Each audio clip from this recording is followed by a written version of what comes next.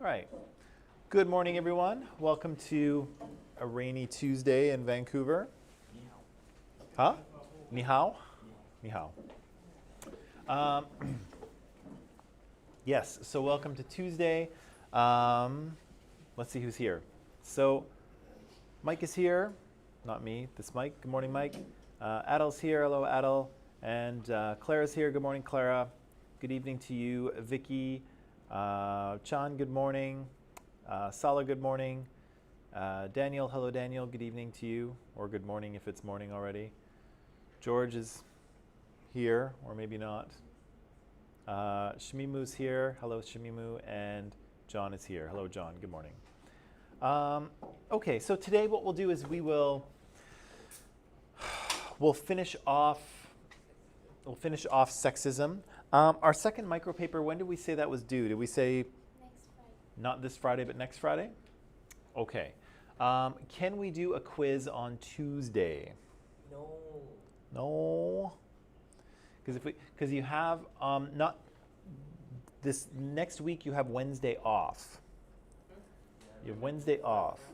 What happened? Well, nothing happened. Well, a war happened. A war happened about 100 years ago, and so we remember our war dead day, which is November 11th. So there'll be no class on the 11th. But yeah, can we do the quiz on Tuesday, and it'll be from 20 to 21 to 30. Classes 21 to 30. Yeah, because we've been kind of doing like 10 class sections, right? So yeah, so let's do a quiz next Tuesday. So that's a week today, and it'll be on classes 21 to 30. I'll put a little announcement thing in Microsoft Teams again, like I normally do, and then we'll do that. But then you'll have Wednesday off next Wednesday. Is it our third quiz? It is our third quiz. There will be just one left, right? Then there'll be just one left. But well, yeah. Okay. That said, let's move on. So yesterday we were talking about sexism, and we were talking a little bit, about statistics as well, right? And so we're talking about the idea of gender equality and how can we kind of determine how we're doing in terms of gender equality, or in terms of anything, right? So in terms of any type of oppression, how can you measure your oppression, right? How can you look at the little oppression dial and see where you are, right? And what I was trying to make the case of is that in order to do this, sorry, I'm jumping ahead a little bit, but in order to do this, we have to look at broader social patterns, right? And so a few classes ago, or last week, we watched that BBC documentary, and we heard some individual experiences from 4 young women around the world. And those were all very interesting, I think, and very informative and very valid. But those are anecdotal examples, right? Those are just, Vigdis's experience or Mira's experience. And so we really want to look at how societies are doing as a whole rather than just individual stories, because individual stories are going to be different for every individual, right? And so how do we look at broader social patterns? Well, we look at it through numbers. We look at it through statistics to try to figure out what's going on in a given country. And so I said for our purposes here, statistics, of course, is its own study, its own kind of subfield of mathematics. And for our purposes here, all we really need to know is a few things. We need to know a bit about sample sizes. We need to understand what over and underrepresentation kind of means. And we need to be cautious about what data actually tells us, right? And so, again, these numbers are not accurate for our class because I made them up for a previous class. But your sample size is kind of the number of people that you ask, right? Or the number of data points that you have. And so yesterday, I think there was 11 people in here, and I asked you, if you liked fish, and I think we came up with maybe 58% of people liked fish. And the question was, is that representative? Is that a good measure of how many people like fish in this class? and it probably is. We didn't have everyone here, but we had 11 people out of 27 or 29, which is almost half. That's pretty good, right? So if we asked everyone, we would probably get a number that's pretty close to 57 or 58 because we sampled almost half the class, right? That's pretty good. But if we try to take our measurement of who likes fish and apply it to the entire college of 2,000 people, suddenly 11 doesn't seem like very much, right? It's probably not a representative sample. It's too small. The greater population is too big. And of course, I mentioned that a lot of our students here are vegetarians, right? And none of those vegetarian students, as far as I'm aware, are in this class, right? And so that's something to take into account as well. Not only is our sample size too small, but it's not very representative. And so 58% might be very accurate for this class. It might actually be even reasonably accurate for the secondary students in the secondary program, right? Because 11 people standing in for 100 people might actually not be that far off. But for the college as a whole, it's probably not 58, right? It's probably actually quite a bit lower. And it was the same thing for final exam questions, which there's no final exam in this class. Remember, don't panic. But if there was one, how many questions would you want me to ask you? 100. 100? You said one yesterday at first. Yeah, I could ask you one question, but again, that won't give me a very accurate measure of what you know and what you don't, right? You could get really lucky and answer the question right, and that might be all you know. Or you might get really unlucky and it's the one thing you can't remember and you get a 0, right? So the more questions I ask you, the more narrow the range becomes and the more accurate a measure I get of what you know, right? And I think about that often when I make a final exam. There's no final exam in this class. But when I create a final exam, I think, how much do I need to ask in order to accurately measure what this person knows? Because I don't want to mark until the end of time either, right? And so, again, if I ask you 100 questions, I might get a pretty accurate measure of what you know. I could ask you 1,000 questions, but is it worth it, right? Is it worth it to either of us? And the answer is probably no, right? I won't get much more accuracy, and it'll just be way more work for you and me. So I try to think about that. I try to think about sample size when I'm making exams. How big does it need to be in order for me to see what I want to see, in order for me to measure what I want to measure? Is it representative enough? So, yeah.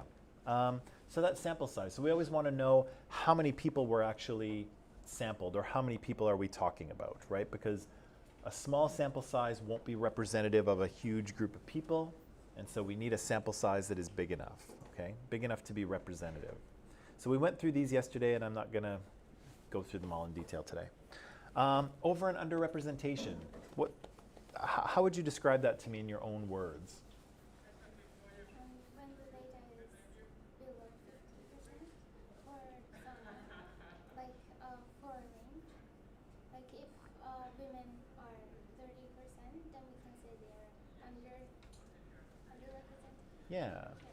Yeah, so you look at the greater population as a whole, right? You figure out the composition of that population, and then you look at a smaller group and say, is it reflective, right? And so again, here at Columbia College, if we checked everybody's grades in the entire college for an entire year, and we looked at only the A's, you would probably expect that guys and girls would get A's equally as often, right? You would think, because that's a big sample size. There's no obvious, women are not necessarily smarter than men or vice versa. So we'd probably expect to see that an equal number of A's go to young men as young women, right? Does that seem reasonable? Yeah, right? All of the things being equal, it should be 50-50, unless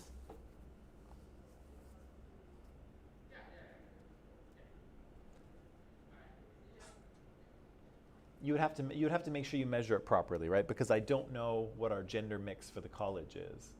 I don't know if we have 50% male students and 50% female. We probably have pretty close to that. So if we have 50% male and female students here, in theory, they should be getting A's equally as common. But again, if girls are getting way more A's, then a question should be asked, right? Why is that happening? Is there some sort of bias in marking? Is there some sort of advantage that women have that men don't? Or is there some sort of disadvantage that men have that women don't? It's worth asking the question. It doesn't necessarily mean something is wrong, but we should ask the question, right? Would it concern you if you were the principal of Columbia College and it seemed like 75% of A's were going to female students and only 25% of A's were going to male students? Would that be concerning to you? But what if the student himself wouldn't study? Well, it's true, right? There's lots of Find it, right? Yeah, well, there's lots of individual cases, right? But the broader pattern is that something seems a little off, right? And so, again, maybe nothing is wrong, but we should probably look into it, right? We should probably find out why the grades don't come out the way that we think that they should, right? Yeah, so in that case, male students would be underrepresented in terms of A's, because you would think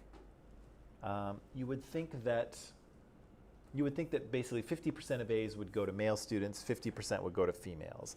If it's a little bit off, yeah, sometimes that happens. If it's way off, a question should be asked, right? What is going on here? What is the reason for this discrepancy when we're not sure what's causing it, okay? And then the last thing, of course, is pay attention to what the data actually says, right? So statistics are great at showing us what, but not so much why, right? And so, again, this example of ghosts, if 70% of people believe in ghosts, that does not mean that ghosts exist, right? It just means that lots of people believe they exist. Lots of people can be wrong. If 70% of A's at Columbia College went to female students, does that mean women are smarter? Maybe, but not necessarily, right? So again, we need an explanation. The data doesn't tell us the story on its own. It just shows us what's happening. We have to figure out what the explanation is, right? Are female students more intelligent than male students? Probably not, but we should look into it. Are female students somehow better prepared when they arrive at Columbia College than male students are? Maybe, but we should look into it. Is there some sort of bias in marking? Hopefully not, but maybe we should look into it, right?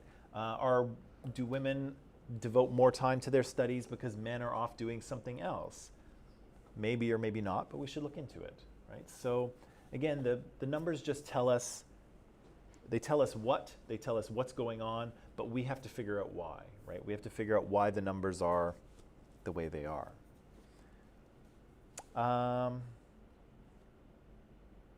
Oh yeah, and the last thing I think I said about this was pay attention and make sure your numbers are actually comparable, right? So again, this is the murder rate in the US versus Canada. 600 murders sounds like a lot. 17,000 murders sounds like a whole lot more, but you need a common denominator, right? Just like in math, you can't compare two fractions unless they have a common denominator, and then you can do it. And so here, if you give them both a denominator of 100,000, then you can see that, oh, in fact, Americans are killing each other at a much greater rate than Canadians are. But unless you have that common denominator, it's impossible to really tell for sure what's going on, right? Okay, so based on that, I then showered you with statistics about sexism. I didn't change it yet, I know. It's supposed to be barriers girls face, not girls face. I didn't change it yet, I apologize. I'm not going to sort of walk through every statistic here, but I did show you a number of, I think, concerning statistics in Canadian society, right? Where girls are more likely to experience violence and gender-based violence. Much of that violence comes from people's intimate partners, and so whether it's their husband or wife, or whether it's their husband or whether it's their boyfriend, women are disproportionately the victims of violence in this way, right? Because again, if 50% of the population is men and 50% of the population is women, you would expect that if there was intimate partner violence, 50% of the time women would be assaulting men and 50% of the time men would be assaulting women, right? But that's not what happens. You can see there's actually 80% of the time it's men assaulting women, right? So women are disproportionately the victims of this kind of violence, right? And the statistics kind of continue to show that, right? We have lots of incidents of sexual assault, and women account for 92% of the victims of sexual assault. Again, in theory, if all other things were equal, you would expect it to be 50-50, but clearly things are not equal because sexual assault is almost always perpetrated against women, right? What else did we see here? Right, that's more. And if you belong to another minoritized group, if you are a woman of color, if you are an indigenous woman, if you are a disabled woman, that increases the likelihood that you will experience some sort of sexual assault or harassment as well, right? And so again, you can see that there are big numbers here. And when you talk about something that should be 50-50 and instead you're seeing 80%, 96%, you're seeing a pretty drastic difference, right? And so again, questions should be asked as to what is going on here, right? We said that in this sort of barriers that girls face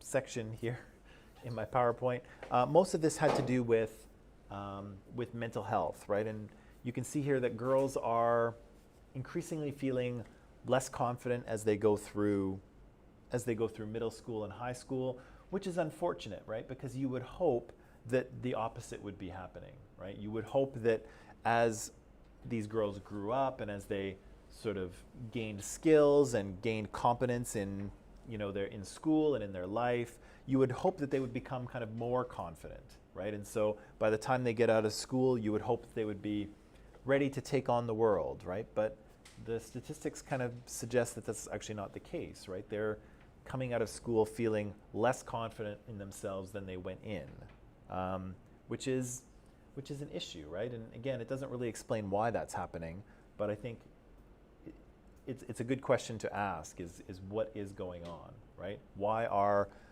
kids entering school feeling super confident in themselves? Of course they're little, but feeling super confident in themselves, and then by the time they get out, they're not feeling that confident at all. And particularly, why are women significantly, or why do they report feeling far less confident in themselves, right? Especially only 14%. That's a really low number, right?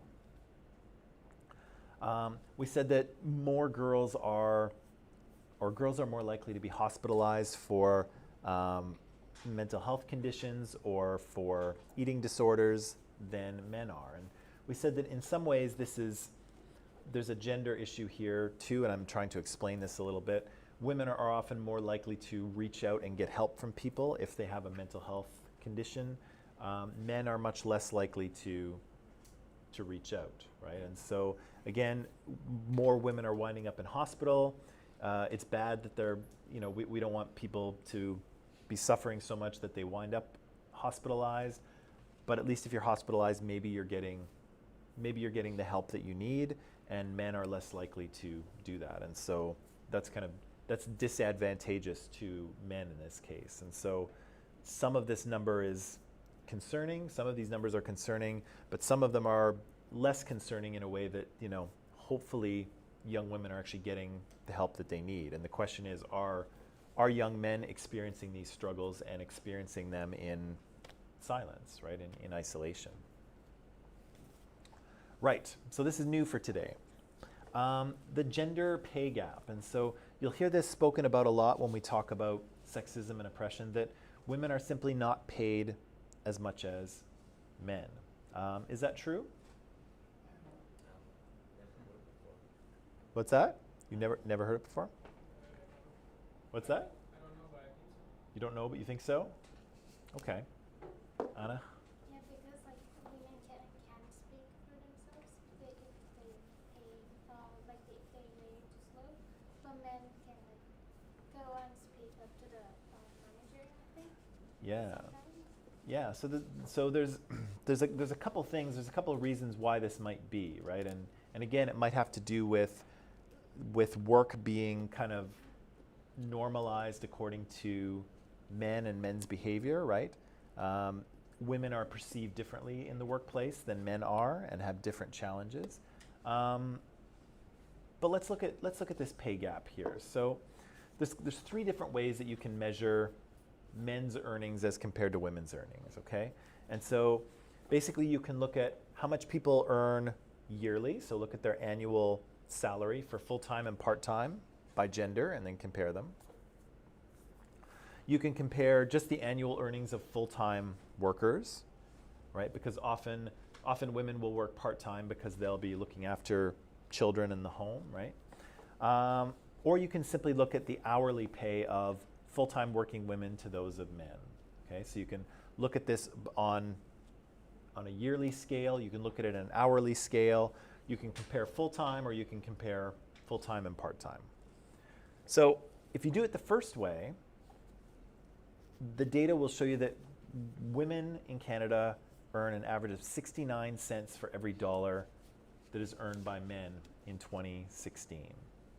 And again, this calculation has the largest gap because, like I mentioned, women are much more likely to work part-time, right? If you've got kids at home, if you have maybe an elderly parent who needs care, if you simply need, if somebody just needs to do the housework and the cooking and the grocery shopping and things like that, much more often that will fall to women, right? And so women are more likely to work part-time than men are. And so if you factor them into the calculation this way, you'll wind up with a bigger average gap, okay? So just in terms of if you include full-time and part-time in the same calculation, you'll wind up with 69 cents. So women make 69 cents for every dollar made by men. If you just compare full-time workers, so if you remove those part-time workers from the equation, you get this. You get women earning an average of 75 cents for every dollar earned by men in 2016. If you do it the third way, if you just look at hourly wage, again, this looks a little more precise, and it says here, I'm just going to remind myself what I wrote. Stats Canada notes that the former measure doesn't account for the fact that full-time working women tend to work fewer hours than men, often because of family responsibilities. So it doesn't account for their full-time or part-timeness, if you will. It just compares what they make per hour. But even then, women are still only earning 87 cents for every dollar earned by men. And so, is that fair? No? Would you say, here's another thing. Well, why do you think, oh yeah. So no matter which calculation you use, it shows that women seem to be earning less than men in Canada, right? Whether you want to look at it hourly or yearly or part-time or full-time or however you whatever you include in your equation, you still wind up with women earning less than men. And so why do you think that is?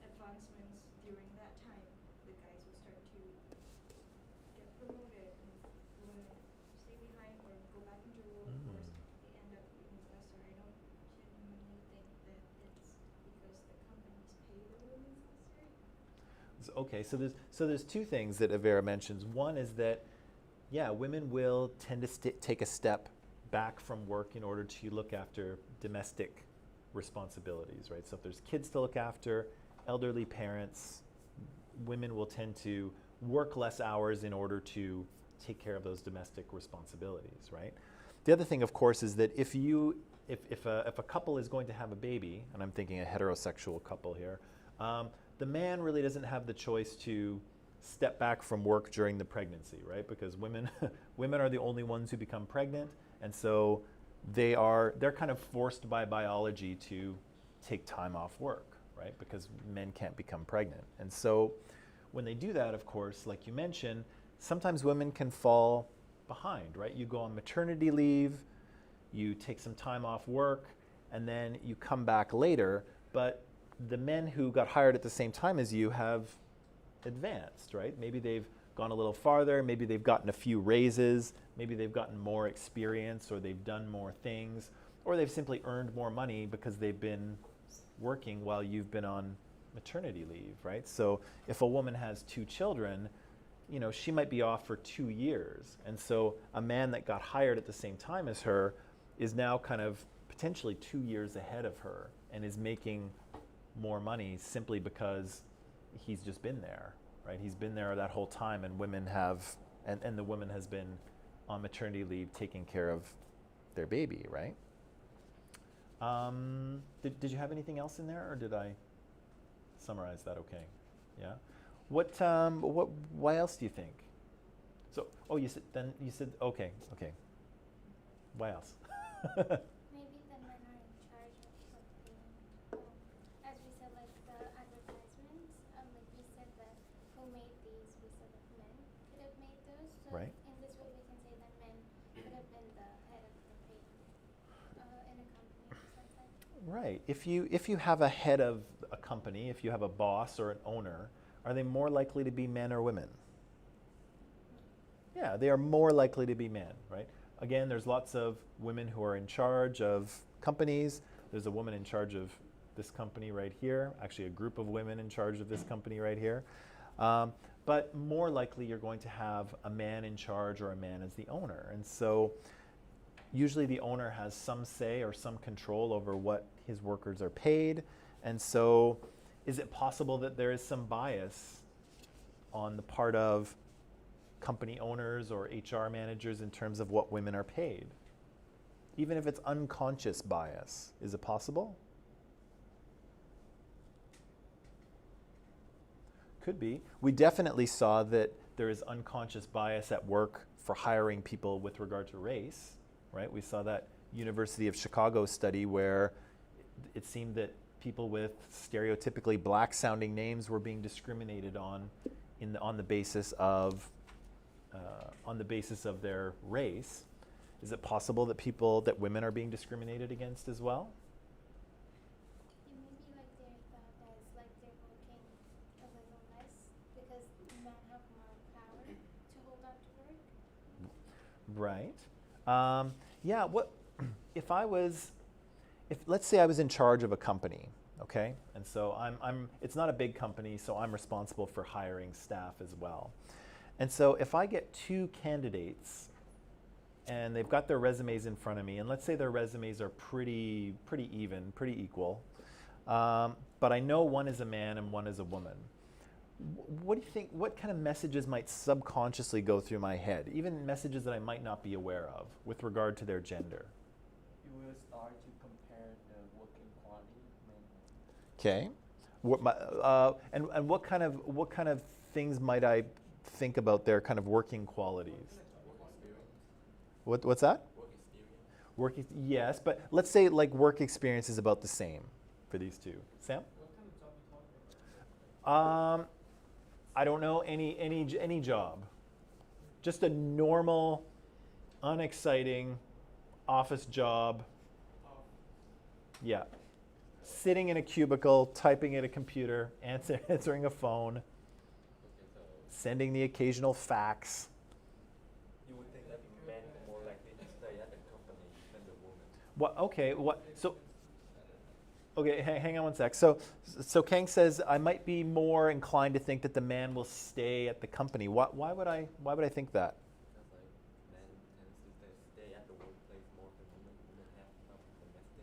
Oh, okay. So maybe I would be concerned that the woman might be, yeah, if anything happens at home, if the kids are sick, she's gonna be the one who's at home, right? And so, maybe she'll be distracted by her kids or domestic duties when I'd really like her to focus on work. Vera, what did you say?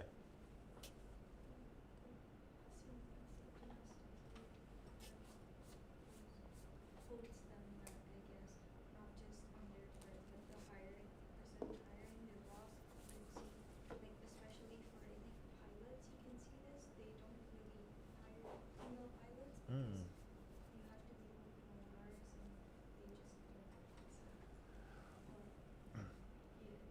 Yeah, I do get it. So it might be there might be some stereotypes in terms of the job and what women might want to do or not want to do. And so Avera mentions pilots because you're frequently, you have to fly off, to some other place, and you might have to stay in that other place overnight and then fly back. And so you might be away from the home for periods of the week or month. You might be gone. And so women, an employer might think, well, women aren't going to want to do that. They're going to want to be with their kids. They're not going to want to fly around the world and be away from home 2 weeks out of the month, right?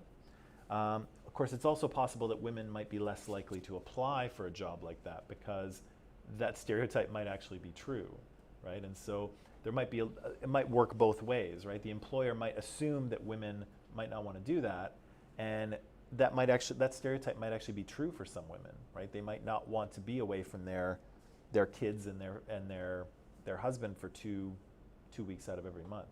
Sam, what were you thinking before? I was there like you talk about the office working and stuff. I was there like the woman is more organized and stuff. Oh, okay. So there might be some stereotypes about what men and women are like.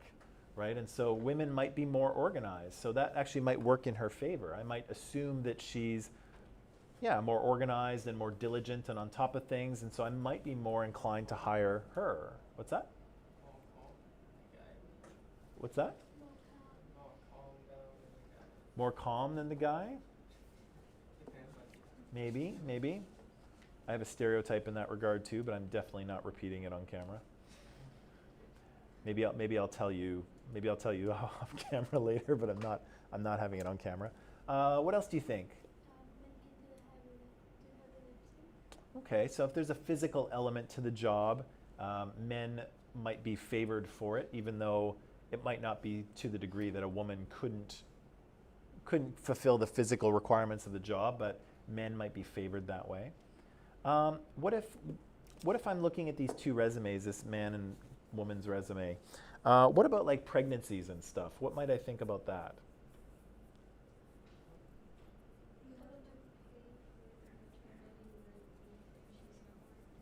Right. So if this woman gets pregnant, so if I hire her and in 6 months she gets pregnant, and then after that she goes on maternity leave, what do I have to do? Do you know what my responsibilities are? It depends on the company. So some companies do offer maternity leave. Some of it comes from the government as well. And so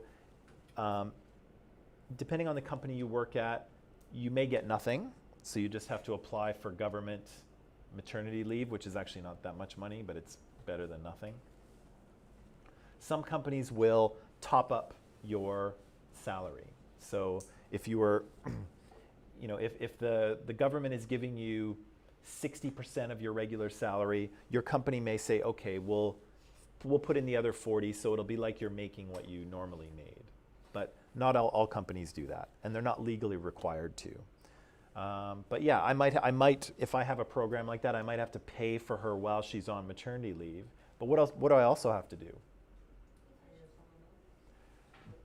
Both of those things. Yeah, so first of all, I have to hire someone else to work her job because she's gone now.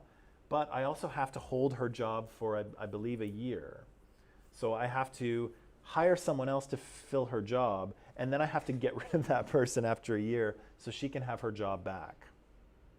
So that's a bit of extra work for me as an employer, right? I'm going to, especially if it's a young woman, right? So if I hire a woman who seems to be maybe in her late 20s or early 30s, and she doesn't have any, if I know she doesn't have any children, I might be thinking, there's a good chance that she's going to have kids and then she's going to be gone and I'm going to have to find, a replacement for her, and then she's going to have to come back and there's going to be this whole thing, right? Do you think I can not hire her because of that? Or that I should not hire her because of that? Yeah, you can. You hire people. Okay. Actually, I cannot, right? Because then then it would be gender discrimination, right? I would be hiring her specifically. I would be not hiring her specifically because she's a woman, right? She's certainly allowed to get pregnant. If she does, there are laws in place that, that the job has to be held for her. There's maternity leave benefits that maybe I have to pay if that's what the company has, or maybe not. But yeah, you can't discriminate against people based on gender. So I may subconsciously think that, right? I may think, oh gosh, this woman is going to get pregnant and then I'm going to have to go through this whole thing, but I'm not allowed to not hire her for that reason. However, that's not to say that it never happens, right? It's not to say that people don't subconsciously think about that. Anything else? Any other reason why men or why women might be disadvantaged in this case, or why they might make less money, or what's that? Culture. Say that one more time. Culture. Like history stuff. Okay, I need a little more than just. Like something like, how the man before, meeting a girl, man is hunting, gathering, or maybe getting the war, the woman just at home, cooking, those kind of stuff. Right. Maybe it's like that. Yeah, so we do have those traditional stereotypes, right? Of man the hunter, man the provider, bringing home the bacon, as they say, and woman being, at home with the children, looking after the sort of domestic sphere. We still have those stereotypes, even if, as Christopher Ryan pointed out, even if they're not kind of biologically true in a way, we still have them as part of our culture. And so how do you think that affects the workplace, those stereotypical ideas of man and woman? So the men get paid more so that they can provide for their family. However, men, they can be not married, so it's unfair. Right. Do you think if I was the boss of the company, do you think it's possible that I would subconsciously pay a man more because, well, he's got a wife and kids to provide for? I have to take that into account. Whereas a woman who might also have a husband and kids to provide for, I might be tempted to think, oh, well, I'm sure her husband makes good money. Is that possible? Yeah. I might not think it consciously, right? It might not be up here. It might be kind of below the surface, but I might think that, right? I might think her wages maybe aren't that important because maybe her husband's are, right? On the other hand, men might be more likely to strive for higher salaries, right? Because they do see themselves as providers, right? They're the ones who have to bring home the bacon. And so they might be more driven in the workplace. They might be more likely to ask for raises, right? And they might be more likely to get them because of all of those things, right? Women might be less likely to ask for a raise because they wouldn't want to be seen as greedy or pushy. They might be less likely to get a raise because they're not seen as the provider for their family, even though they might very well be. And again, it's hard to know sometimes what's really happening because, again, sometimes these things happen below the surface, right? They're subconscious and it's not entirely clear sometimes what's happening. And that's why you have to look at these big patterns, right? You have to say, how do we know? Are women making the same amount as men? And by kind of every measure that you look at it, it seems like they are not, right? And again, there's potentially a biological explanation for part of that, the fact that men just cannot give birth to babies and women can and do. But there's probably lots of other things mixed in with there as well, right? So some stereotypical ideas, probably some discrimination Much of it, I assume, is unconscious and unintentional, but you never know, right? Because again, it is illegal. You may not discriminate based on gender in that way, but again, it doesn't mean that it doesn't happen unintentionally or it's kind of below the surface. And again, the data suggests to us that that's exactly what's happening, right? Whatever the reasons are, women are making less than men do. Do you think it's more expensive to be a man than a woman, or vice versa? Vice versa? It's more expensive. Why is it more expensive to be a woman? A lot of clothes. A lot of clothes. Yeah. If you just stop shopping so much. No, I'm just kidding. So, more clothes? What else? They have more what? They're more discriminated? How do you mean?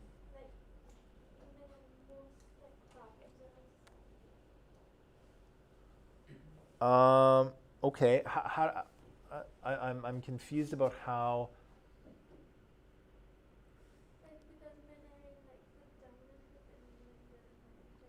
Right. So how does it? I'm probably going to sneeze in a minute, just so you know. So how does that make? How is it more expensive to be a woman then?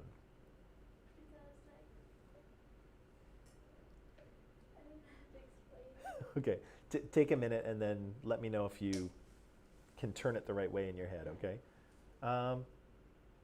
What? It might be more expensive to be a man? In what way? Think about it, like heterosexual couple going for dates. Who pays for them? The man. Ooh, interesting. Like during Valentine's Day, who gets who gifts? The man gets the gift. Oh, interesting. So that's true. So in terms of in sort of intimate partner relationships, often the man is encouraged to pay for stuff, right? To pay for dates, to pay for, lavish presents for his wife or girlfriend. If you like it, you better put a ring on it, right? If you buy a ring, it's the man who's buying an engagement ring for his fiance, not the other way around. So I guess in some ways there are some added costs to being a man that have to do with romantic relationships, right? What's that? They earn more. And it's okay. It's okay. They earn more, so it's all. So you think that when you average all this stuff out, it's good? Maybe we're good? I don't know. But I hadn't thought about that. But that's true, right? Men are often encouraged or feel responsible to buy those things, right? And the engagement ring is probably a good example of something that an expense that a man in a relationship has to fork over for that women are not responsible for. But on the other hand, women are responsible for, all kinds of clothes and makeup and things like that, right? So there are some added expenses with being a woman as well. Okay, maybe it's more even than I thought.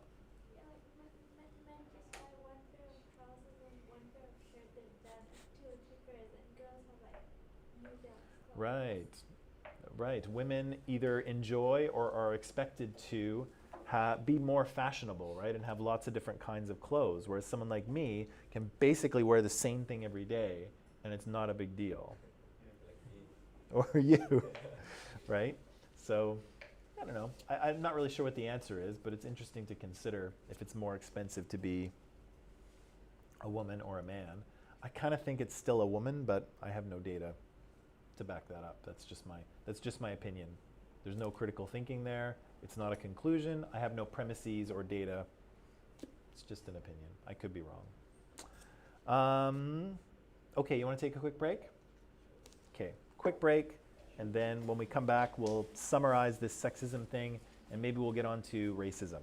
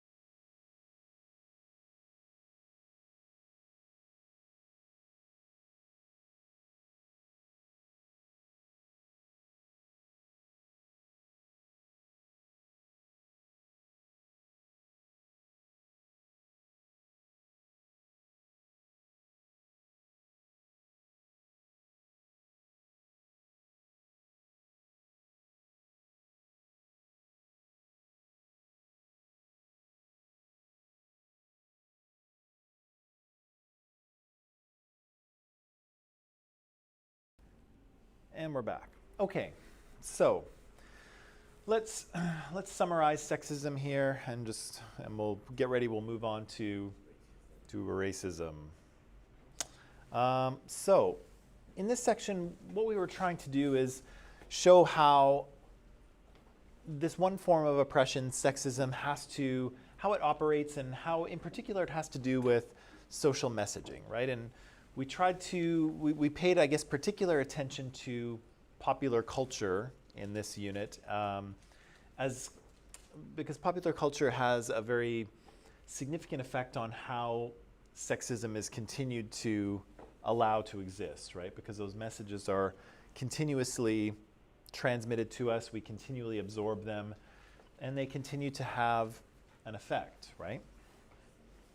And so we said, of course, that sexism was the unequal relationship between men and between women of other genders, people of other genders, right? And so we started off with this genderbread person graphic here, and what I tried to convince you of is that it's difficult to make assumptions about people based on what we see with our eyes, right? So someone who appears to kind of present themselves to the world as masculine or feminine, or maybe some mix of the two, we can't necessarily assume anything about their gender or about their sexuality or about who they might be romantically attracted to or not romantically attracted to or sexually attracted to.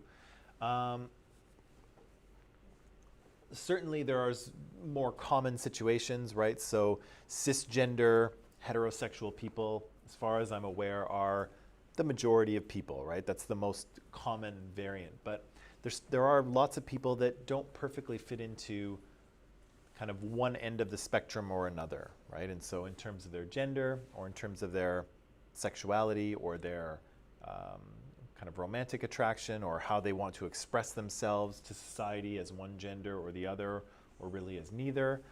And even in terms of biological sex, something that you would think you're either one or the other. There's actually many people who are, for various reasons, kind of biologically somewhere in the middle. And again, there's more of those people than you might think. And I should have dug up a statistic on that, and I didn't.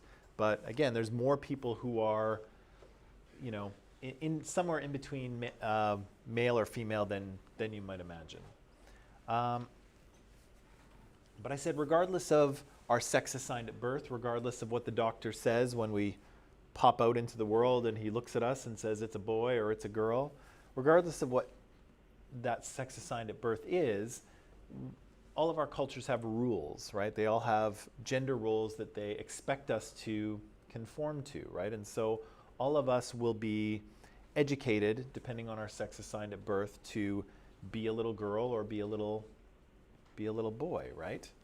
But most aspects of those gender roles are culturally constructed. So in terms of things about what a man is or should be, or what a woman is or should be, or things that girls like or things that guys like, or things that boys like, a lot of those things are culturally constructed. They're connected to biology in some cases, and they're based on biology. But a lot of the things that we teach our kids are simply rules and things that we, how do I say this? The things that we kind of find desirable in terms of men's behavior and women's behavior are mostly imagined by society, right? Society creates them. They're not biological fact. We said that in a lot of mainstream media, particularly commercials and ads and things, those ads are very good at normalizing certain situations, right? So they often give us stereotypes because ads don't have a lot of time to speak to us. And so they often show us what we already know or already believe, or what's kind of stereotypically true, so that we don't really challenge it and we pay attention to the product, right? And so lots of times you see, commercials or ads for domestic products. Usually there's a woman in those ads, right? And she's running around the house with the laundry basket and the kids are running around and she doesn't have time for stains or, something like that. And again, that's kind of a stereotypical situation, right? Mom at home with the kids doing the domestic duties. And so often ads will continue to show us the same thing because immediately we see that and we don't question it. Although ads are starting to change now because people have been questioning it. They have been saying, hey, why is it always mom doing the laundry? Can't dad do it? And of course, dad can do it. And you're starting to see more ads that are kind of less stereotypical. But in the past, these ads show us the same things over and over and over again. And they normalize these things, right? The more you see it, the more you assume that this is the way it is, or this is the way it should be, or this is the way it is for everybody. And that's not true, right?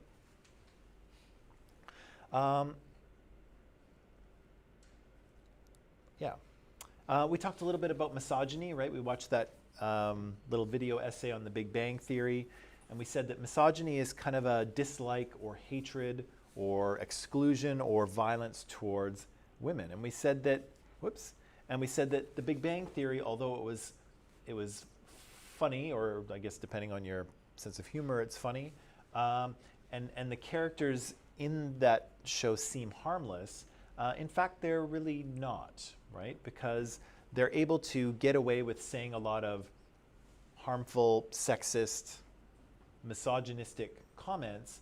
They get away with it because the show frames them as kind of good guys, and because they seem harmless, right? They seem like they're too nerdy and too socially awkward to do anything, seriously threatening to women, right? But again, in real life, it doesn't quite work that way. And again, all of the characters on the Big Bang Theory, who had watched the Big Bang Theory before we saw that video? Anybody? Sam, a little bit? All of those characters are, like, they're good guys, right? Yeah, like you watch the show, they're not mean or evil, they're not heartless, they're good, well-meaning guys. But again, that only works because we know that in the show. And in real life, we don't know that. And so those kind of comments when they're out in real life can be very hurtful and limiting and threatening to women, right? Especially because real life is not a television show, right? And even though we may frame ourselves as the good guy, as the nice guy, other people may not see us that way, right? And so our behavior and our comments can land with other people differently than we think, right? We talked a little bit about predatory romance, right? And so we kind of extended this misogyny thing to some of the films by Harrison Ford, right? And we said that his films in particular, at least in the past, had a pretty big cultural imprint, right? He's been in some of the most popular movies in Western cinema. I'm sure billions of people have watched his films, and in those films he's transmitted some problematic messages about men and women, and that's unfortunate because those movies are very powerful agents of socialization, right? We learn about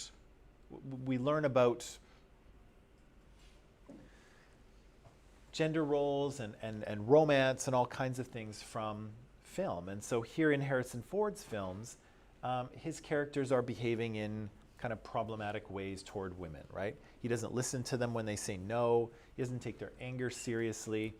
And his characters kind of keep pushing, right? They will coerce women into doing what he wants them to do because of this kind of stereotype or message that exists that either women don't know what they want and men do, or women do know what they want, but they play hard to get, right? And they say no, no, no, no, no, no, no, no, no, no, no, no, no, and then finally they say yes, right? And again, that's not how it works in real life, right?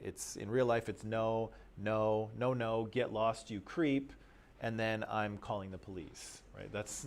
And that's not from personal experience, don't worry, but that's how it works in real life, right? And so in the movies, it might be 1,000 no's and then finally the yes, and they live happily ever after. But almost in no case does it work that way in real life, right? In real life, you get a restraining order. You don't get the girl, right? So unfortunately, Harrison Ford's movies are sending these messages, and they're problematic, right? Because again, they're not realistic. They're not the way things actually work. And they make women feel unsafe, right? They transmit the message that, women are not to be listened to, they don't know what they want, and you should just keep pushing until you get what you want. And that's not a good message for men or women, right? We talked a little bit about music video, right? And the idea that music videos, particularly pop music, lean pretty heavily on sexualization, right? And so we looked at the Ariana Grande song, Seven Rings. We looked at the lyrics and said that, the lyrics of this song seem to communicate female empowerment and independence, maybe a little bit of like consumerism and materialism as well. But then when you look at the video, you see some of those messages, but you also see other ones. And the fact that it is so sexy, even though the song itself really has nothing to do with sex or guys or girls or sexuality of any kind, the video is very, very sexy, right? And so it sends some maybe potentially problematic messages, especially when Ariana is appealing in a very sexual way to men, to her older fans, her older female fans, but also her younger female fans as well. And so I put the question to you, and you can decide this on your own, but I put the question to you, is that a good thing? Is it a good thing for her to be so sexual when part of her audience are very young girls? I don't know. I'll leave that to you. We talked a little bit about what was standing in the way of. No, we didn't. That's later. We talked a little bit about control of sexuality, right? And why is women's sexuality so tightly controlled in many societies, right? And so we watched that TED Talk by Christopher Ryan, and he said that based on what he can see, his argument is that the control of women's sexuality comes from agriculture. And in fact, we're probably biologically wired to be more promiscuous creatures than culture would have us believe, right? Most culture and religion in some cases too would have us believe that there's no sexual activity, and then we find the person, fall in love and happily ever after, and then there's no sex outside of the marriage, right? And so that's kind of the cultural and religious story that we often hear. And Christopher Ryan is saying there's nothing wrong with that story.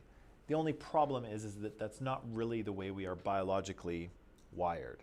And so he says that human sexuality exists to create and maintain social relationships, and that this sort of control of women's sexual behavior and the sort of practice of women being seen as owned or being seen as property is something that came from agriculture, right? And came from a time when, in order to pass down wealth and land through the male line of the family, men sought to control women's sexuality in order to confirm that their son was actually theirs, right? And again, thousands of years ago, that's the only way to ensure that, right? There's no other way to tell that your son is your son unless you make sure that your wife has no sex with anyone else, right? And so, again, in many countries that are agricultural or that have kind of an agricultural past, you will see this. You'll see a reasonably strong control on women's sexuality.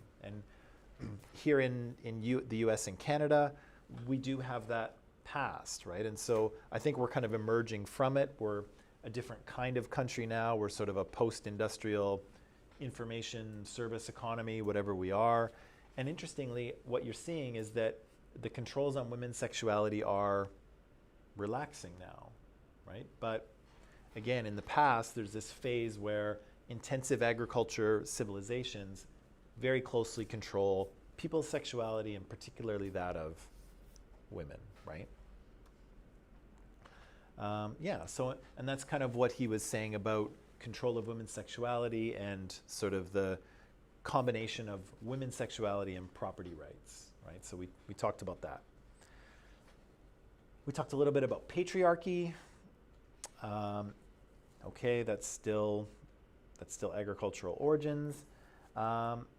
We talked about the idea that part of what's going on here is that men have had the power historically to enforce their prejudices, their ideas, their stereotypes into society because they have held all the power, right? And so a lot of the sort of cultural messaging that still circulates around privileges men and disadvantages women. And again, that doesn't mean that there's no disadvantage to men at all. And I would argue that in the West, a lot of the social messages that young men have received in the past and do receive right now are actually damaging to them. But of course, they are probably more damaging to women. So we can all be kind of victims of socialization, if you will. But again, men are the ones who have had the power to shape social messaging in most societies. Yeah, and again, that's because men have held institutional power, right? What else do I have here? Oh yeah, and finally, we talked a little bit about gender equality, right? And so we looked at some statistics, and I think what we found is that in kind of all of these categories, so when you look at gender-based violence or sexual harassment and assault, or how much women are being paid, or sort of mental health barriers that girls may face, again, we're seeing that the broad numbers in society show us that women are disadvantaged, right? And men are, experiencing struggles of their own, but women experience more, is basically what I'm saying. Okay, good summary. Is there anything else you want to ask or say about sex or sexism or anything else before we kind of move on? Not that you couldn't ask it later, but I just thought I'd ask now.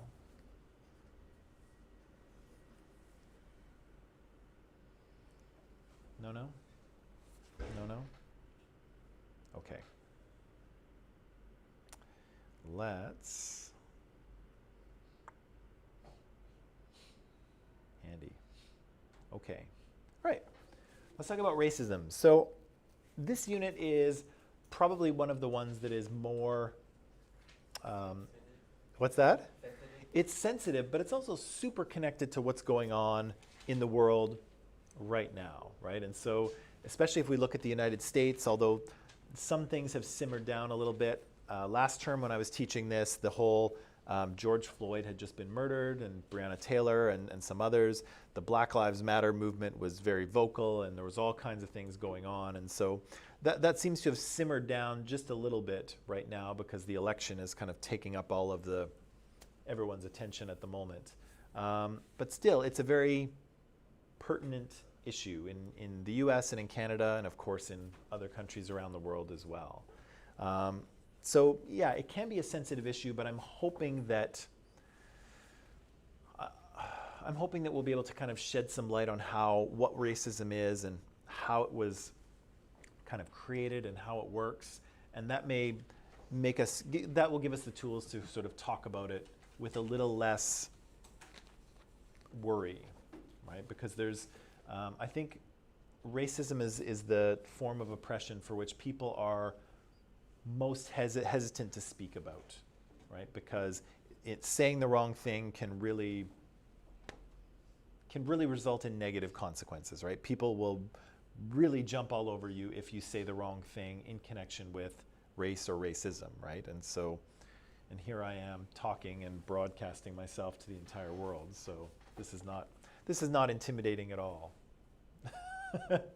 It'll be okay. So let me ask you a few questions before we get rolling here. What would you tell me if I asked you what is race? What is it? How would you define it to me? The identity of a person. Right. So it's definitely a part of your identity, and in some cases is a very significant part of your identity. So that's true. What else? Okay, it has something to do with your biological ancestry. Very true. What else is it? Where we're from. Yeah, it has to do with where you're from or where your ancestors are from in some cases. That's true. What else is it?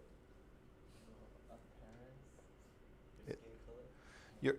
You said your parents? Yeah, it's definitely connected to your, well, to your biological parents for sure.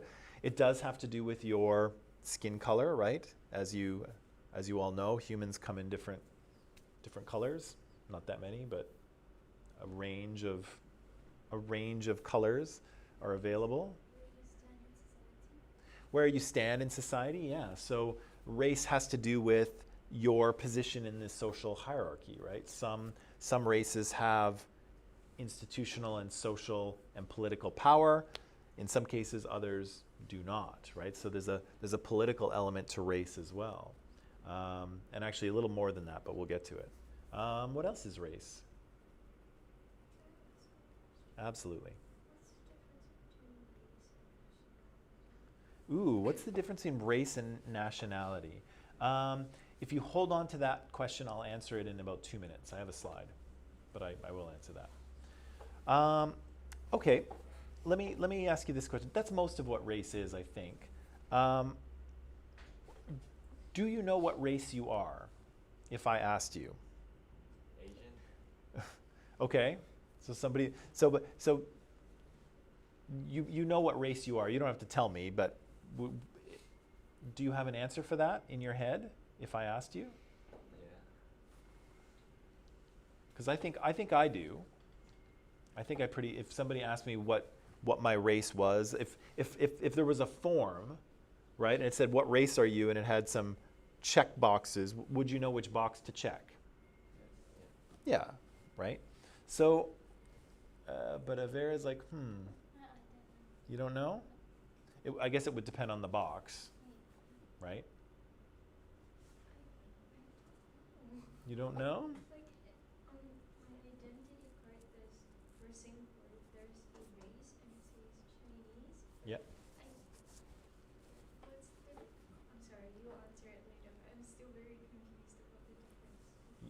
Yeah. So sometimes, and we'll talk about that right away. So sometimes people, sometimes there's some confusion between race and ethnicity and nationality, right? And I think what they're talking about there is probably a nationality, or maybe an ethnicity, but it depends. Because you're from Singapore, right? Are your parents are originally from China? No, my parents were from Singapore. My great-great-great-grandparents were from China. Okay. So I guess and that's where it gets tricky, right? Would your, sorry if this is personal, you don't have to answer any of this, but do your parents think of themselves as Chinese? Or do they think of themselves as Singaporean? Or do they not think of themselves as any of that? Singapore's like multicultural, so we are all Chinese, but when it comes to nationality, we're obviously the same. Yeah. But they're still very tied to, like, they still speak their dialects and all. It's very confusing. Yeah, so there's maybe like a cultural aspect, right?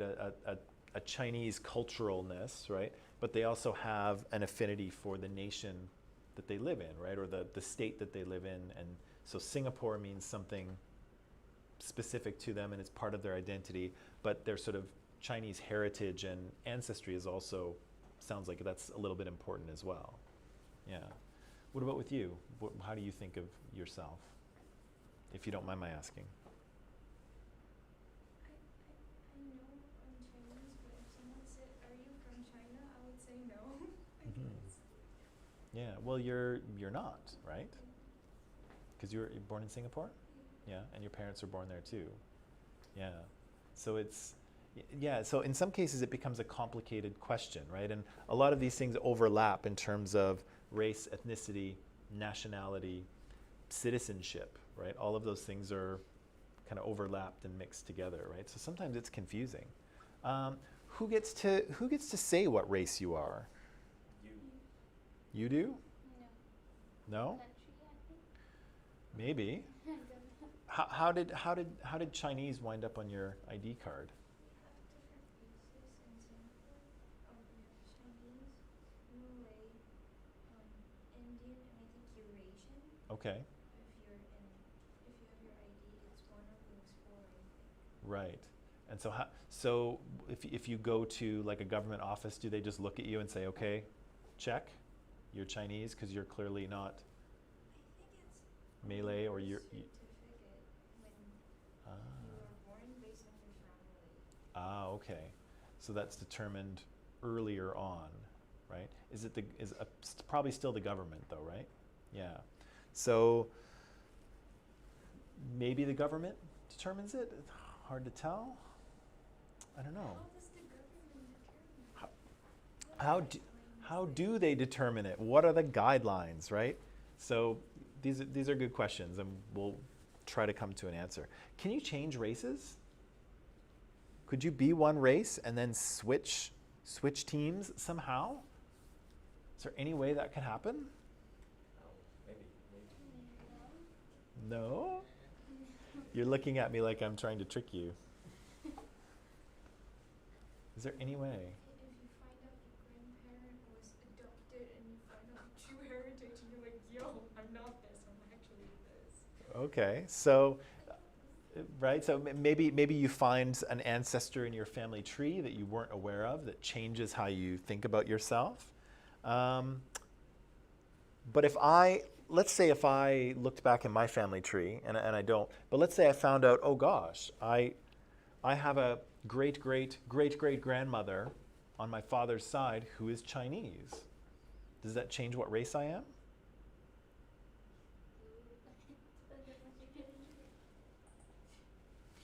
Yeah, but you can't say you're Chinese. But you can't tell. Yeah. So if you can't tell, if you don't know that, if you can't see me as Chinese, am I? I mean, you're doing a very convincing Chinese person right now. I mean, you tell me that your ID card says that, and I believe it, right? But nobody is going to believe for a second that I am Chinese, right? There's no. So again, who gets to say, right? If I do have that Chinese grandmother way back, can I identify myself as Chinese? We need to know the regulation to choose, like the regulation that based our race. Okay, so we need to know the regulation, right? We need to know what the rules are, but who makes the rules? If I said, Avera, if I said to you, let's say we were just meeting for the first time, and I said, yeah, I have a great grandmother who's Chinese, and so yeah, I identify as Chinese. What would you think? What would be your thoughts upon hearing that?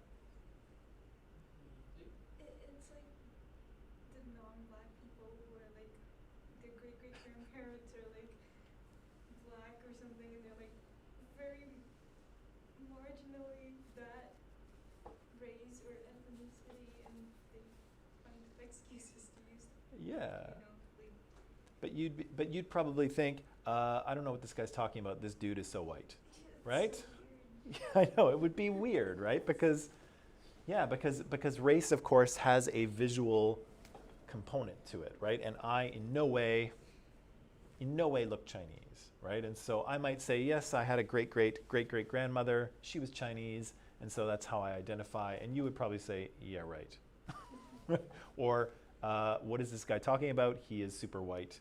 I do not see any Chinese in front of me here, right? So again, there's a visual element of this, right? So I may try to present myself as something, but maybe society has to accept me as that as well. I can't walk around saying I'm a Chinese person looking like this. People will have trouble with that because we kind of know what a Chinese person looks like, right? We have some, I guess, visual biological markers, right? In terms of maybe face shape or eye shape or maybe hair, and I don't really have any of those things, right? And so, yeah, maybe I get to say, maybe the government gets to say, maybe society gets to say.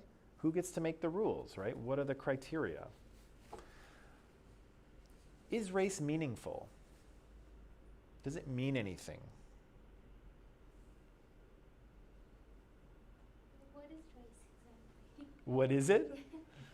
I know we talked about it, but Is it an important thing? It depends on how much you identify yourself with that race, I guess. Okay. So I guess, so Avera says to the degree to which it is part of your identity, right? So the importance that you personally give it. What else would you say to that? I think that's important because we see a lot of fights and conflicts going on about it. Okay, so a quick scan of the news might reveal that in fact it seems to be an issue, right? People are talking about it and fighting about it, and in some cases dying about it. So it seems that people are giving it some kind of meaning or importance, right? Even if you didn't know anything about it, it looks like people are in conflict about it. It's reasonable.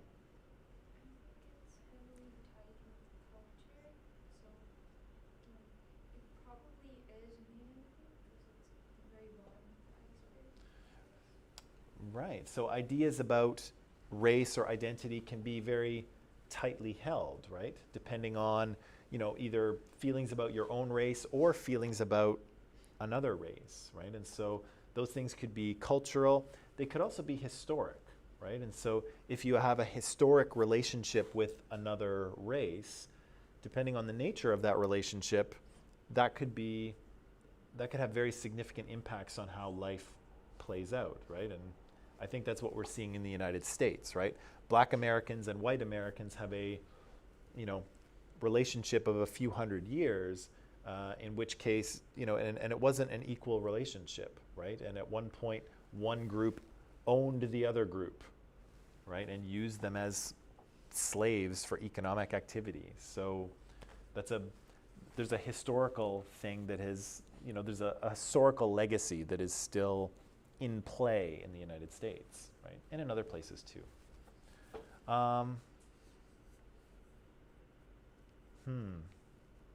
Interesting. Very interesting. Okay. Now, like we mentioned before, racism is a charged issue, right? It is a kind of potentially explosive issue, and it tends to be this for a few reasons, okay? So number one, a lot of people don't really know what race and racism is, and even we are kind of struggling. We're like, well, what are we actually talking about, right? What is race? How can we understand it? Because I'm trying to ask you the question, does it matter? And Anna's asking, well, maybe, but what is it? Like, what is this thing? And that's a perfectly legitimate question, and it's probably something that a lot of people maybe think they understand, but maybe don't, right? Or there's detail that they're missing. It's also difficult because there are institutional and economic interests that benefit from upholding racism, right? So in any case, in any system of oppression, you have a dominant group.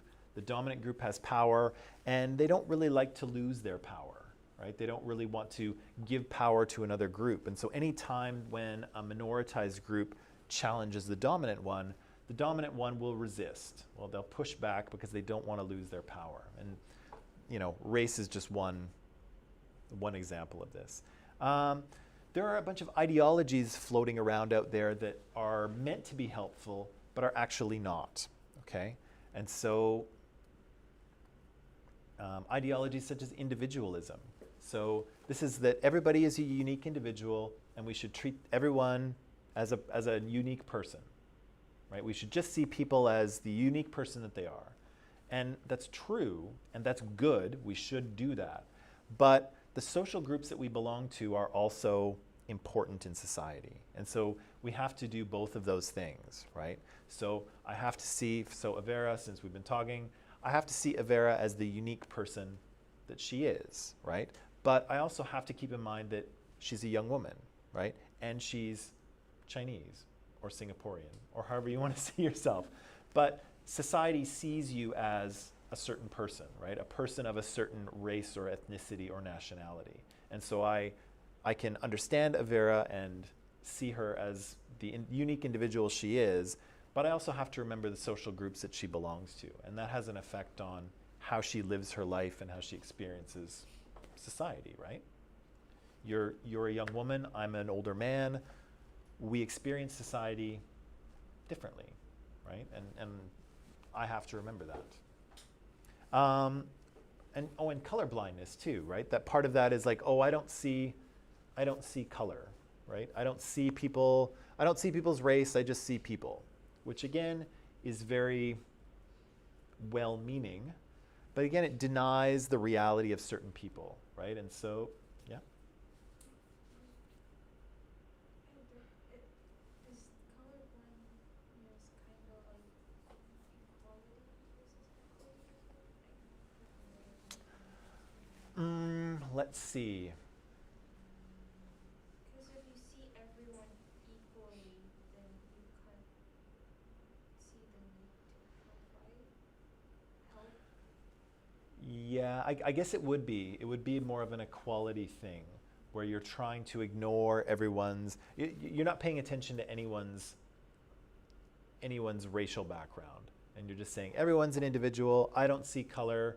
You know, color means nothing to me. I just see people, which again is nice, but it prevents you from kind of seeing and acknowledging the difficulties that other people experience, right? So I could look at the United States and I could say, oh, I don't see black and white Americans, I just see Americans, right?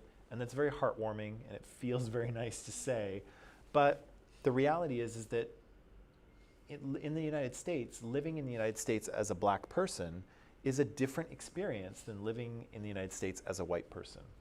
And by me saying, oh, I don't see black and white Americans, I just see Americans, I'm basically saying, you know, black people, I don't see your struggles.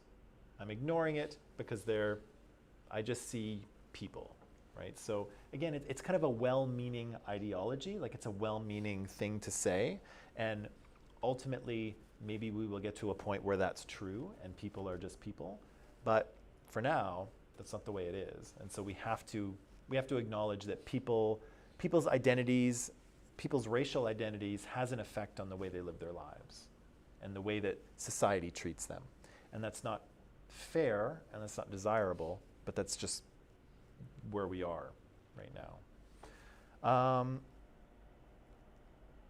Yeah, we have emotional attachment to those ideas and opinions that protect our worldview, and we're kind of emotionally invested in ourselves being on the right side of things, right? So lots of people are, you know, who in this room wants to be seen as a racist? Nobody. Nobody wants to be a racist, right? Being a racist is bad.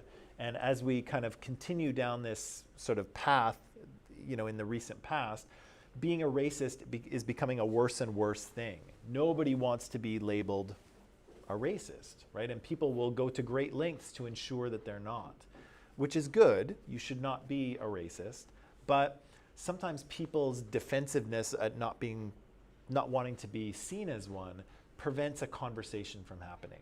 Because again, sometimes we say or do things that are problematic and we don't know that we do, right? Or we don't mean to say what we said. Or we were trying to communicate something and we didn't communicate it very well. We chose the wrong words or it got confused, right? So, but regardless, and the last one is that racism, of course, has a very real negative effect on minoritized groups. And so this is not just, you know, this is not a topic that's kind of fluffy and it doesn't matter. This is actually a topic that does matter, right? Because it does have a significant influence on people's lives and how they live them and their kind of happiness and success, right? So all of these things are kind of woven in here. And maybe the last thing I'll say that should be on this list but is not, is that many people kind of lack the ability to think critically. And so they just kind of accept whatever they happen to read on Twitter or on Instagram, and they don't really think about it before they start saying it. And unfortunately, sometimes that does more harm than good, even though sometimes people are trying to do or say the right thing. Often their attempts to do the right thing have negative consequences in themselves, right? And so, again, people often don't have the skills to think about this stuff. And without those skills and with so much danger of saying the wrong thing, often you can't have a conversation about race at all because people are terrified to say the wrong thing because they don't want to be labeled racist and sort of flattened on social media, and so no conversation can occur because it's just too radioactive, right? Nobody wants to touch it. It's just too dangerous, right? And so, but that's a problem as well, because not being able to talk about something keeps the problem from being solved, right? And so making a topic so taboo and so dangerous that nobody dares say anything about it, that's not actually beneficial, right? That's not really good for ending racism, because if you can't talk about it, you can't figure out the problems, and then you can't find the solutions. And so, you know, again, this sort of terror of saying the wrong thing is not very useful either, right? Because if nobody can talk, nobody can solve anything. Okay. That is all for today, because there's 2 minutes left. Come back tomorrow and we'll start talking about racism, and we'll figure out what it is and if it means anything and what we should do about it. So thanks, online people. See you tomorrow.